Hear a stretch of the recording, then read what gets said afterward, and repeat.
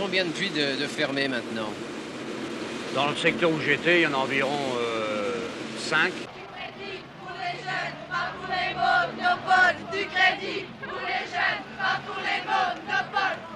C'est-à-dire le 3 de Liévin, le 1 de Liévin, le 5 de Colonne. Du crédit pour les jeunes, pas pour les monopoles. Du crédit pour les jeunes, pas pour les monopoles. Les futurs puits qui vont fermer, il y aura le 18 de Lens, Surneux, ensuite quelques puits qui vont fermer, et ensuite les uns après l'autre dans un certain délai. Des jeunes qui manifestent dans les rues de Bruay. Leur slogan, métier, débouché sur place, emploi. Des emplois, le bassin en a besoin, car les puits ferment.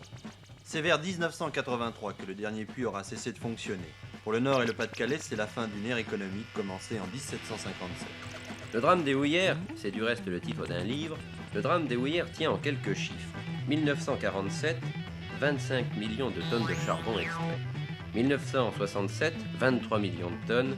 1971, 14 500 000 tonnes seulement. En un quart de siècle, la production du bassin du Nord et du Pas-de-Calais est ainsi réduite de moitié, alors que dans le même temps, la consommation d'énergie en France a doublé.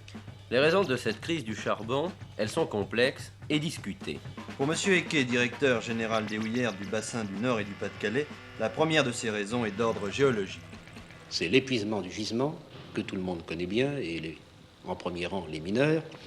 Mais il y a aussi des raisons d'ordre économique, car l'exploitabilité d'une veine ne peut pas être considérée indépendamment des conditions économiques dans lesquelles se fait l'exploitation, c'est-à-dire du prix de revient et du prix de vente.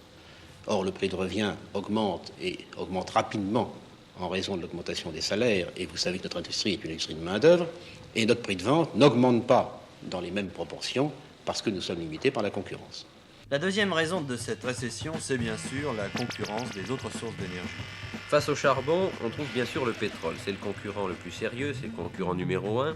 En France, de 1960 à 1969, la consommation de pétrole a presque triplé.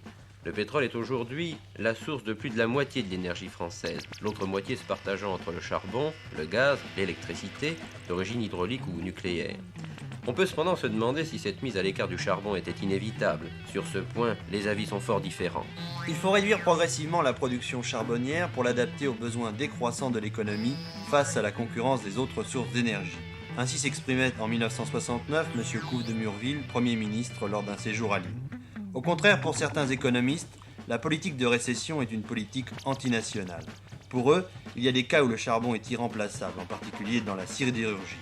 Par ailleurs, ils rappellent que les ressources pétrolières ne sont pas inépuisables. En effet, sans nouvelles découvertes, dans 30 ans, le pétrole aura cessé de jaillir et les mêmes problèmes risquent d'être à nouveau posés.